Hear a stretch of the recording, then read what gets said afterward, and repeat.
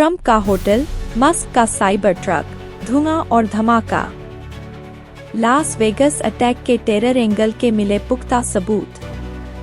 Las Vegas में Trump international hotel के ठीक बाहर टेस्ला के एक साइबर ट्रक में हुए ब्लास्ट में ड्राइवर की मौत हो गई जबकि 7 लोग घायल हो गए।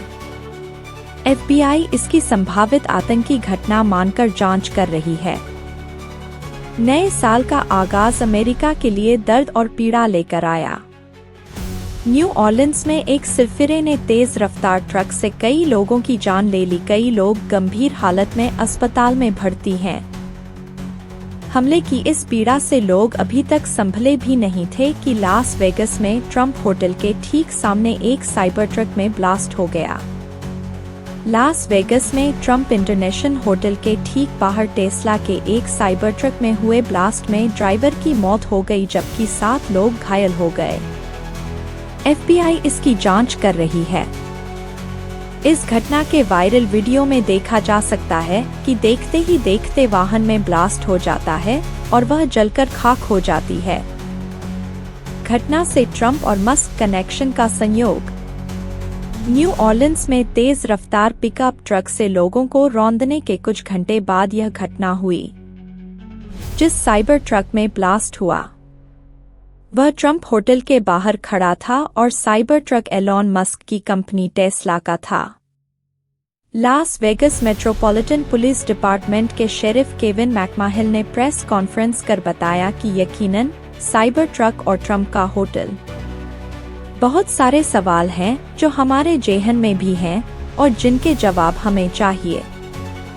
हालांकि FBI के स्पेशल एजेंट जेरेमी ने बाद में बताया कि अभी ये स्पष्ट नहीं है कि क्या ये आतंकी घटना है या नहीं। मैं जानता हूं कि हर कोई जानना चाहता है कि क्या ये आतंकी घटना थी या नहीं।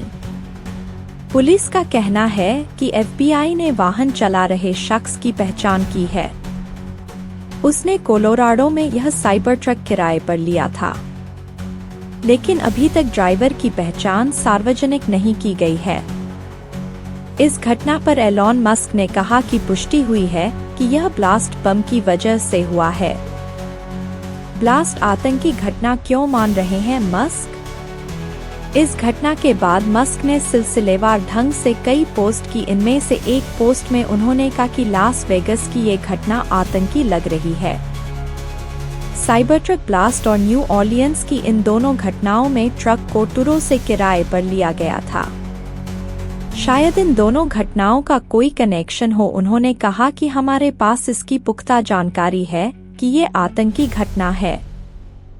न्यू ऑर्लिन्स के हमले में इस्तेमाल पिकअप ट्रक भी टुरो से किराए पर लिया गया था और लास वेगस की घटना में भी इस्तेमाल साइबर ट्रक टुरो से ही किराए पर लिया गया है।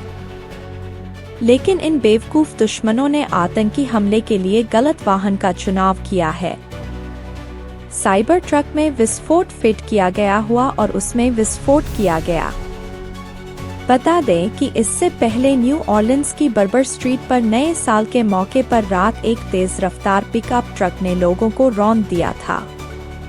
इस हमले की सूचना मिलने पर पुलिस जैसे ही मौके पर पहुंची, हमलावर ने उन पर गोलियां चलानी शुरू कर दी। इस घटना में 2 पुलिसकर्मी घायल हो गए।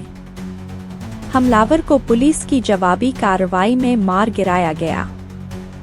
इस मामले पर FBI को लगता है कि जिस तरह से इस घटना को अंजाम दिया गया और घटनास्थल के पास से विस्फोटक बरामद किया गया, इन्हें देखकर नहीं लगता कि हमलावर जब्बार ने अकेले ही इस घटना को अंजाम दिया।